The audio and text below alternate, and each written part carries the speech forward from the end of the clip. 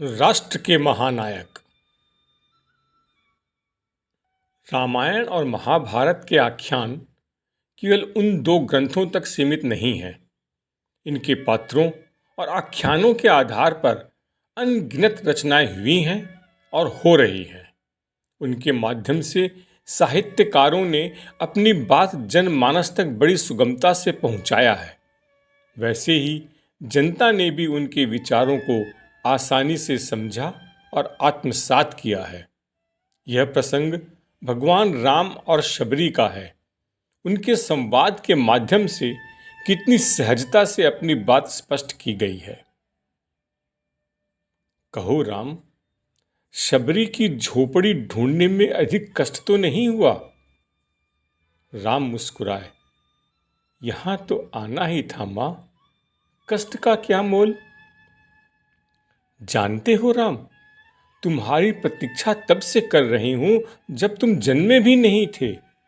यह भी नहीं जानती थी कि तुम कौन हो, कैसे दिखते हो, क्यों आओगे मेरे पास। बस इतना ज्ञान था कि कोई पुरुषोत्तम आएगा जो मेरी प्रतीक्षा का अंत करेगा। राम ने कहा, तभी तो मेरे जन्म के पूर्व ही तय हो चुका था कि राम को शबरी के आश्रम में जाना है। एक बात बताऊं प्रभु, भक्ति के दो भाव होते हैं। पहला मरकट बंदर भाव और दूसरा माजर बिल्ली भाव। बंदर का बच्चा अपनी पूरी शक्ति लगाकर अपनी मां का पेट पकड़े रहता है ताकि गिर न जाए। उसे सबसे अधिक भरोसा मां पर ही होता है। यही भक्ति का भी एक भाव है जिसमें भक्त अपने ईश्वर को पूरी शक्ति से पकड़े रहता है। पर मैंने वह भाव नहीं अपनाया। मैं तो उस बिल्ली के बच्चे की भांति थी जो अपनी मां को पकड़ता ही नहीं, बल्कि निश्चिंत बैठा रहता है कि मां स्वयं ही उसकी रक्षा करेगी और मां सचमुच उसे अपने मुंह में टांग कर घूमती है। मैं भी निश्चिंत थी कि तुम आओगे ही, तुम्हें क्या पकड़ना। राम मुस्कुरा कर रह गए। भिल्ली ने पुनः कहा, सोच रही हूं बुराई में भी तनिक अच्छाई छिपी होती है ना। कहाँ सुदूर उत्तर के तुम और कहाँ दक्षिण में मैं। तुम प्रतिष्ठित रघुकुल के भविष्य और मैं वन की भीलनी। यदि रावण का अंत नहीं करना होता तो तुम यहां क्यों आते। राम गंभीर हुए, कहा, भ्रम में न पड़ो मां। राम क्या रावण का काम करने आया है, उसे मारने आया है। अरे, रावण का वध तो लक्ष्मण अपने पैर से बाण चलाकर कर सकता था। राम हजारों कोस चलकर इस गहन वन में आया है तो केवल तुमसे मिलने आया है मां, ताकि हजारों वर्ष बाद जब कोई भारत के अस्तित्व पर प्रश्न खड़ा करे तो इतिहास चिल्लाकर उत्तर दे कि इस राष्ट्र को क्षत्रिय राम और उसकी भिलनी मां ने गढ़ा है।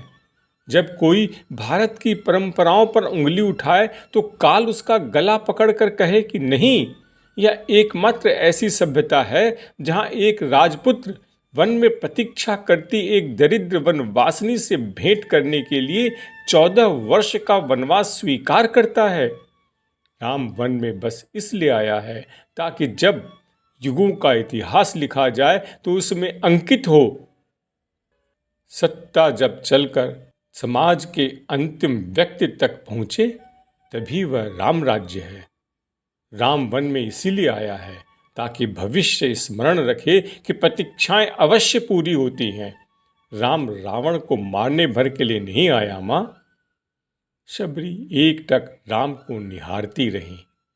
राम ने फिर कहा, राम निकला है ताकि विश्व को बता सके कि मां की अवांछनीय इच्छाओं को भी पूरा करना ही राम होना है।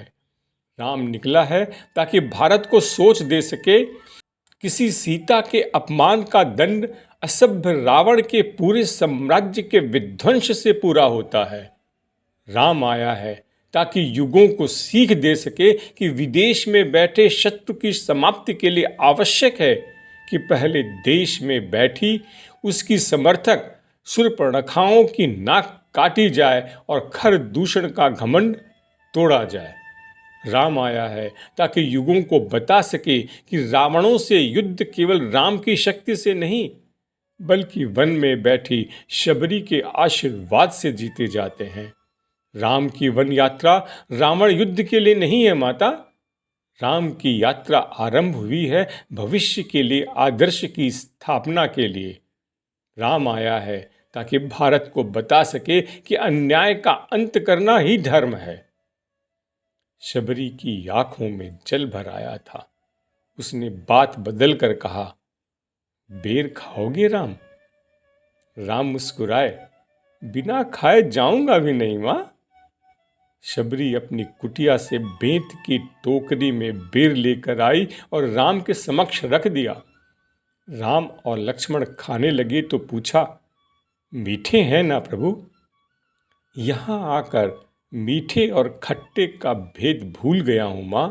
बस इतना समझ रहा हूं कि यहां अमृत है।